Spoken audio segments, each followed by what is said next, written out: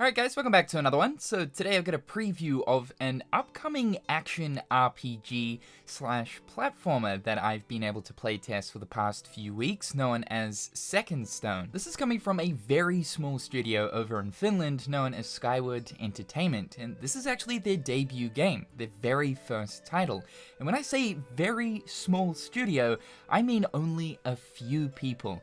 And that has my mind blown based on what we have in front of us here. These guys wanted to create a video game that invokes that same feeling that games from the 90s and early 2000s did, mainly looking at games from the PlayStation 1 and 2 era. And after playing quite a bit of this game, I can say that yeah, personally I see that. I felt that feeling while playing this. I'm getting vibes of Jak and Daxter, Kingdom Hearts, classic Zelda, and just platformers in general. But this game has so many unique characteristics and a ton of charm where it's shaping up to be a really worthy addition to the action RPG genre. So before we jump into this, I should mention that this is very much a work in progress build.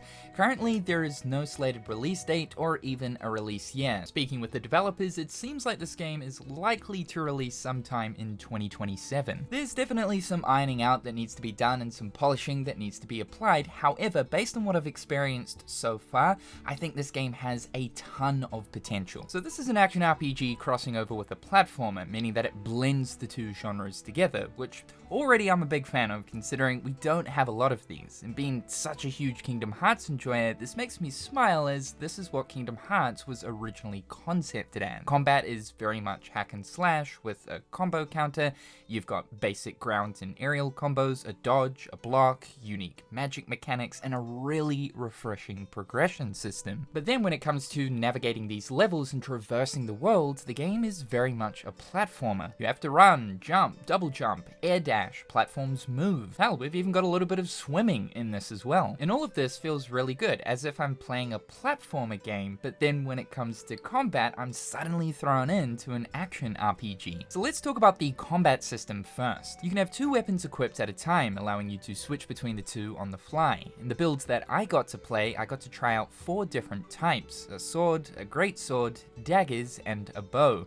You've got your standard light attacks for each attack button press, and heavy attacks that need to be charged by holding down the attack button. Now, combat is relatively straightforward. This isn't DMC levels of combo complexity or anything from what I've experienced, but it does feel good. Enemies and bosses have the highlight attacks indicating where they're going to strike, prompting either a dodge or block, and so far there's a good variety of different baddies I came across.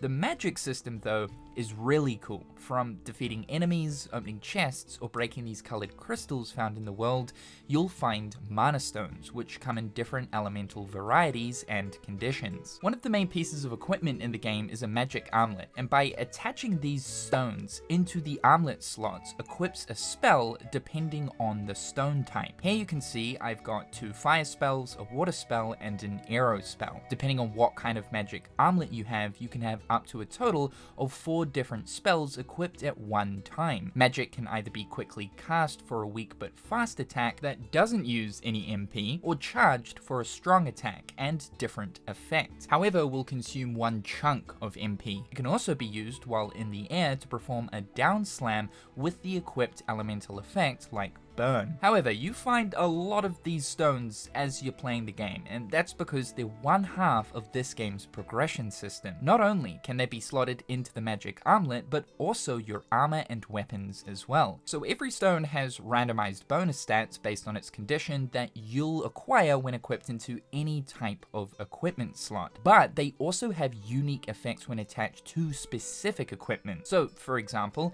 attaching this pristine tidestone to specifically a weapon provides a damage boost and the soak element effect. However, if it were to be attached to either the magic armlet or armor, it would provide a water spell or resistance-based bonuses along with more stats. Mana stones can also be leveled up by fusing unused stones of the same element type, and as they grow stronger, you unlock more stat increases and bonus effects. For spells, as you level up stones, you'll be able to customize what a spell does by choosing its effect. So, do you want your fire magic to burst into a cluster bomb, home in on enemies, or maybe split into multiple projectiles? You can also change what the charged version of that spell does as the stone gets stronger too. So there's a lot of variation when it comes to the spell customization of this game, which is really, really unique. In a lot of ways though, this system certainly does remind me a lot of Final Fantasy VII's materia system, or a gem socketing system that you would find in games like Path of Exile or Diablo. But personally, I really enjoy these types of progression systems. It offers a ton of freedom over how you build your character. You've also got trinkets that you can find, eventually unlocking more trinket slots, varying different pieces of armor. There is only one slot for armor, however, and multiple different magic armlets. Some might have less magic slots, but better stats. The other half to progression is the Astral tablet. As you explore the world, you'll sometimes stumble across beads that come in 3 different types: power, aether, and a third rarer type I didn't find in the build that I got to play. Power beads are usually found via exploration, and aether beads are obtained from defeating major bosses. These are essentially the skill points of the game that can be used in this interesting looking circular skill tree. This is divided into 3 categories: strength, intelligence, and expertise, the main 3 stats of the game. It's up to you where you'll start, but once you've locked in your first bead, you can only progress from that node forward. Each node provides a different stat increase, with some nodes granting new active or passive effects. Now what's unique about this is, because there are different types of skill points, the rarer the bead you insert into a node, the stronger the passive bonus will be. So combining both the Astral tablet and Mana Stone system makes for a really refreshing and quite unique progression system that isn't commonly found in other RPGs. Typically, you'll defeat an enemy and gain a bunch of XP and eventually level up. But that's not really how it works in Second Stone. There's no XP here. When you defeat an enemy, you're either going to get a stone or some gold. For what is an indie action RPG, I'm actually incredibly impressed by this progression system. It's something really different, obviously inspired through the likes of Final Fantasy VII's materia system, but it definitely has a bit of its own flavor on top. I especially love the skill point system in this game, as skill points are found via exploration, encouraging players to want to explore every nook and cranny of the world. We've also got a weapon upgrade system too, to upgrade any of our weapons using materials that you can find around the world or by purchasing them at shops. Different upgrades require different materials, and once you've chosen your upgrade, you'll then have 3 new upgrades to choose from. Second Stone features an interconnected world. I wouldn't necessarily deem this game as being linear, but rather wide open areas that are connected. It kind of reminds me of visions of Mana in that respect, just on a smaller, less open world scale, though being more interconnected. While you can move in 3 dimensions, the camera is always fixed, a little bit like those isometric RPGs like Diablo, though I can assure you this most definitely isn't one. While there is a main quest to follow marked by this icon on the map, you're free to journey into whichever area you want and explore. This game certainly has a big emphasis on exploration. Not only will you find the power beads to get stronger, but sometimes you might come across a key fragment where you need to find 3 in total to unlock a treasure vault door. There are these skill point doors that require a certain amount of skill points to be allocated in the Astral tablet in order to be opened. These can activate shortcuts or lead to brand new areas. There's tons of hidden treasure chests that actually contain meaningful stuff, and maybe a puzzle or 2. But here's the kicker. This game features a mirrored realm system, so if you find one of these purple portals, you can jump into it to warp into a mirrored, darkness-infested version of the world that contains its own chests and collectibles, along with hordes of stronger enemies. The normal world and the mirrored world are also designed in tandem with each other, and what I mean by this is, this power bead is unreachable in the normal world, right? But if I go into the mirrored version, I can find a way up to it.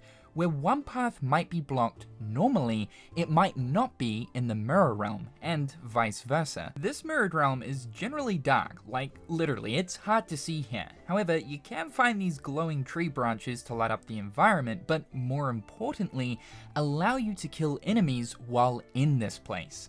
Enemies are invulnerable here unless you stand near one of these branches to receive the light effect. But in order for these branches to spawn in this world, you'll have to find them in the normal version of the world and essentially make them grow or activate them. This game isn't the first to feature a parallel world system. It really isn't anything new. Many games have done it before, but its use of it here is really neat and directly ties into the game's narrative. Now here's something kind of crazy. What if I were to tell you that this game features a separate roguelike mode that's still a part of the main game that you will need to do at least once for the story, but otherwise is basically a game within a game, its own self-contained thing where rewards gained here can be used outside in the main game. As you progress through the story, you'll eventually come across these massive temples known as lost labyrinths, and there's a few of these throughout the game. Entering into these throws you into a roguelike mode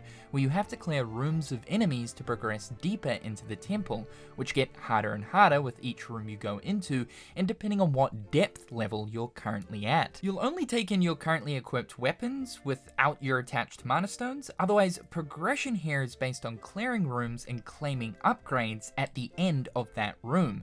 You know, typical roguelike stuff. There's different room types that can give you different rewards. You can determine certain special effects that can be applied to the next coming rooms. If you've played a roguelike before, then again, this is typical roguelike stuff, but it's blowing my mind that this isn't even like the main game. This is just like a little side quest thing. As you defeat enemies and bosses here, you'll acquire unique currencies that can be spent at the dragon statue to purchase permanent upgrades for your runs. So every run you're getting stronger and stronger. You can also buy items to bring out with you for the main game as well. I mean, this is insane because you could literally spend hours just playing this roguelike mode without ever progressing the main game. Like, I've never seen this done before, and it's just incredibly cool. The devs didn't have to add this at all, but they were like, F it, let's not just add a mini game, but an entire game within our game. Oh yeah, and speaking of mini games, if you were a fan of Final Fantasy VII Rebirth's Queen's Blood, then you'll be thrilled to know that Second Stone also has a card game that tons of hours can be sunk into. Now, it doesn't really play like Queen's Blood. From what I understand, I think it plays more like Magic the Gathering. It revolves around dice rolls, and depending on the total you roll will determine how much damage you do, along with the activation of special effects based on the card that's been played. Now, I'm not a big card game enthusiast, so I haven't actually spent heaps of time playing this, and I'm still really not even 100% sure how it all works. But I know for people who do enjoy Magic, or just card games in general, you'll absolutely get a kick out of this, as it seems a little bit more complex than Queen's Blood. You can find cards out in the world in chests, or purchased at shops, then customize your deck to your liking. Just like Final Fantasy VII Rebirth, you'll come across NPCs in towns who are looking to be challenged, and similar to Queen's Blood, once you defeat an opponent, you'll get a card, and the goal is to be the reigning champion by becoming the ultimate duel master and defeating every NPC. It's simply wild that there are two really in-depth side modes here in this indie, yes, indie action RPG. Overall, from my total experience of the small build that I got to play of Second Stone, honestly speaking, this game feels like it's coming from a known studio. I lastly want to comment on the visuals because my god, they are gorgeous. The environments of this game are incredibly good looking. Like this beach environment especially, god, my jaw just dropped. Like the water visuals, the sands, the lush forest, the island off in the distance, the lighting looks superb. The character models have this very slight sort of Pixar quality to them. There are some moments here where some of the environments look a little bit underbaked, but otherwise, for the most part, this game is just incredible looking. Eye candy for days. And the great thing to know is this game isn't even finished yet. We're still quite some ways off. So obviously, because it's still in the oven, this cake is just gonna get more and more tasty. More polishing will obviously be applied, and hopefully those rough edges will get ironed out. Coming away from playtesting this game, I really don't have overly too many complaints here. I'm understanding that this is still very much a work in progress, but there are a few things here, like The heads-up display to me and the menus, the UI in general, just seems a little bit under-inspired. Especially looking at like the equipment screen, I wish it was a little bit more cleanly laid out. I'm sure that this is something that will be improved. Some of the animations, whether it be for the main character Sharon or some of the enemies, does look a little bit stiff. I do wish that blocking was just a little bit more satisfying to pull off. There isn't a lot of feedback when you successfully pull off a guard, and I don't believe there is like a perfect block or guard system as well as a perfect dodge system. These are two additions that would really help elevate the combat system of this game. It's hard to describe, but getting hit by attacks feels a little bit jarring, and there's like a stiffness to it. I mean, getting hit by an attack shouldn't feel great, right? But there is something odd about it that doesn't really feel good. And some of the bosses, not all of them, but some of them do feel a little bit damage spongy, where it's kind of like the fight itself isn't hard, it's just that the boss has way too much health, and I'm kind of losing interest. Again though, these are all things that will likely be changed, fixed, and improved for the full release, because again, it seems like we're still quite some ways off. Honestly though, I really don't have much criticism for this. I think that this is a game that people should pay very close attention to. I think that this is going to be one of those hidden gem action RPGs that only a small amount of people know about, but everyone should know about. There is so much potential here. This is absolutely one of the most impressive indie games that I have covered here on the channel, and I can't wait to see how it develops further. If you're a fan of action RPGs and platformers, then this one is a no-brainer. You can visit the Steam page and wishlist via the link in the description down below. A massive thanks to Skyward Entertainment for allowing me to chat with the team and playtest a build. You can definitely expect more Second Stone from me sometime in the near future. Thank you so much for tuning into today's video. Be sure to slippity slap that like button and subscribe if you haven't already. A big shout out to my wonderful patrons and YouTube members. I appreciate the ongoing support. I hope you're all having a fantastic day, and we'll talk again real soon.